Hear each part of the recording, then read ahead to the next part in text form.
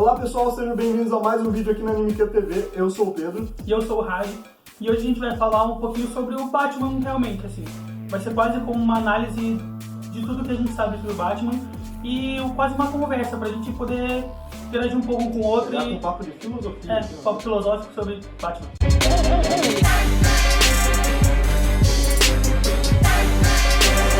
Por que ele não mata? O que temos para falar sobre isso? Se você parar pra analisar todo o contexto do Batman, de como ele surgiu a partir de um assassinato dos pais do Bruce Wayne, faz uma apresentação de teatro, né? Uma ópera que eles foram. E com isso meio que você cria um estigma em cima do próprio Bruce. Porque ele vê os pais dele serem mortos na frente dele por tiros, e ele acaba sendo o único que sobrevive. E não seria, legal até pra ele mesmo, porque independente dele ser o Batman, ele é um ser humano ainda. E a criminalidade de Gotham é muito grande, né? Sim. Então, se a gente for ver por essa parte, assim, né? Ele tomou um choque de realidade, porque por mais que ele soubesse que tudo aquilo, né? Os pais dele já combatiam, né? A criminalidade. Mas ele era uma criança na época, né? Então, pra ele isso não era tão presente. Essa ideia de que, não, todo mundo aqui se mata em Gotham, e ele não via isso. E como ele é um ser humano, e o ser humano, atualmente, de certa forma, é um dos seres mais afetados por doenças psicológicas, porque você não tem ideia de outros, até pela questão do raciocínio. Para pensar, o Batman é um afetado psicologicamente que acaba utilizando todo esse conhecimento que ele acumulou na vida dele para um bem maior, de certa forma, ou para enfrentar esse problema principal que ele tinha, de ter perdido os pais muito cedo, de ter tido que enfrentar pressão familiar, de ter empresa pra cuidar, ter uma família pra administrar, de certa forma. Eles eram os mais poderosos de Gotham. Sim, né? o Batman é da família Wayne. Né? A família Wayne é a família mais poderosa de Gotham. E com isso é uma pressão muito grande, até pra uma criança. E quando ele cresce, ele vê que mesmo ele tendo todo esse trabalho de tentar ajudar as pessoas, de tentar mudar essa realidade criminosa de Gotham, as coisas não mudavam. E ele viu em cima disso, em cima de tudo que ele passou, uma forma de tentar mudar isso.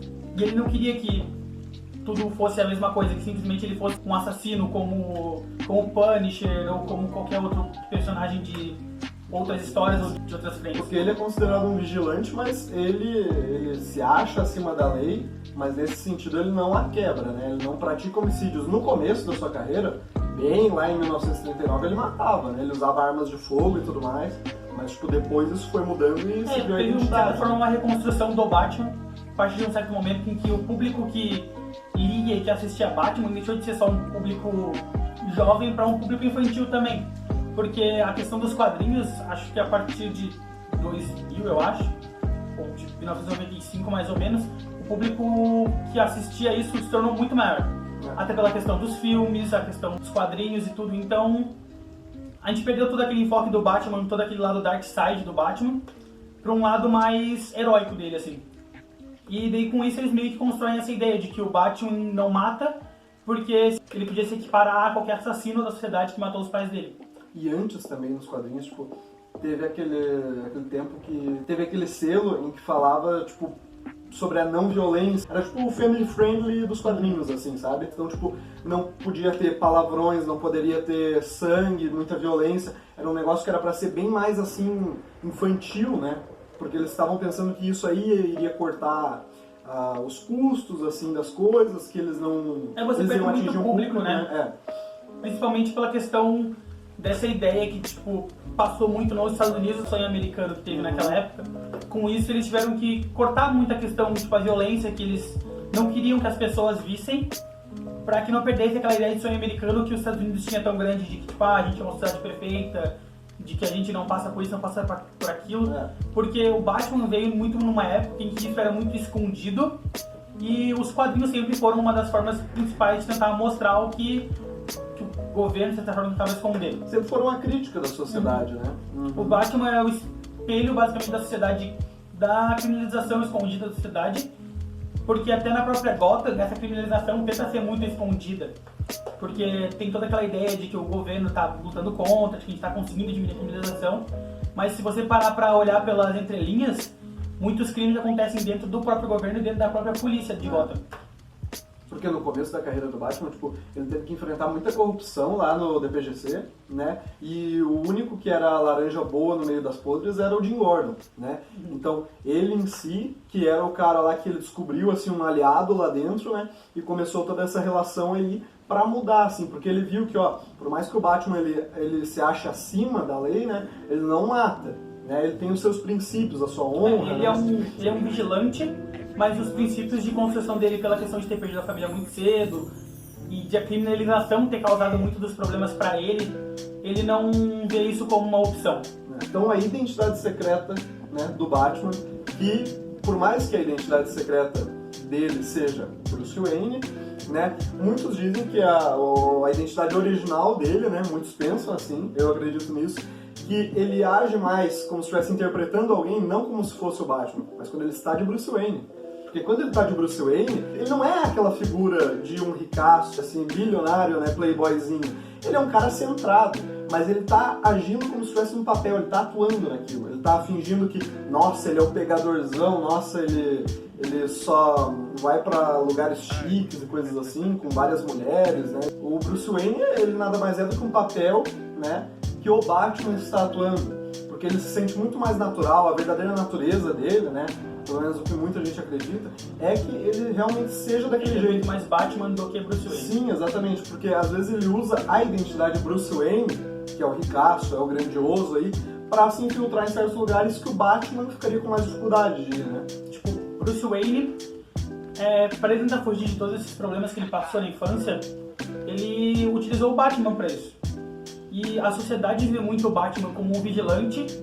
No começo mesmo o Batman é como um incômodo para a sociedade, porque todo mundo pensa que ele é só mais um criminoso que está tentando se vingar de outros por problemas internos, enquanto não é isso. A polícia vê ele como um criminoso e o Bruce Wayne vê o Batman como uma máscara para tentar fugir de todos esses problemas da vida pública dele. Tipo, em filmes até, né, lá nos do Christopher Nolan e tudo mais, na trilogia lá do Cavaleiro das Trevas, a gente viu no Batman Begins lá, que ele pensou assim, não, como Bruce Wayne eu vou chegar lá assim pra cima do Falcone, né, querendo tirar satisfação, tudo, e ele viu que não era tão fácil assim. Ele viu que aquele Bruce Wayne, para certas ocasiões, seria muito mais fraco. Então já foi algo que puxou pra ele pensar, eu preciso de uma identidade forte. A identidade do Batman cria uma intimidação pra ele muito forte. Sim. Porque por ser um justiceiro, por o Batman ser um vigilante, ele tem toda uma imagem muito pesada, assim, de que ele vai caçar os vilões, que ele vai acabar com a criminalidade, principalmente pros vilões, porque pra polícia e pros vilões ele é uma ameaça, por ambos não entenderem muito bem a construção dele, mas com isso ele cria toda aquela presença que ele não tem como Bruce Wayne em muitos pontos. Entendeu? Porque, tipo assim, ele é um cara assim que muitos realmente acham, né, o Batman, a figura dele, muitos acham que ele é realmente um morcego humano, assim, né? Muitos criminosos têm esse medo. Então era isso, pessoal, é isso aí que a gente tinha pra falar hoje, essa análise filosófica aí por trás das cortinas do Batman. Mostrando o Batman pra vocês, do lado que vocês não viram, entendeu? Deem like no vídeo, sigam nas redes sociais da AnimeCam, se inscrevam no canal também. Sigam eu e esse lindo nas redes sociais. Sigam no Instagram, dá um like na minha foto lá. Exatamente, vai estar na descrição. Então é isso aí, pessoal, muito obrigado a todos que assistiram o vídeo, é nóis, até a próxima.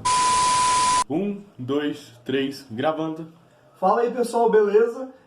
Nossa, eu buguei. Por que eu buguei? Tá, vou fazer de novo. Olá, pessoal, sejam bem-vindos a mais um vídeo aqui da AnimeCam TV. Eu sou o Pedro. E eu sou o Raj. O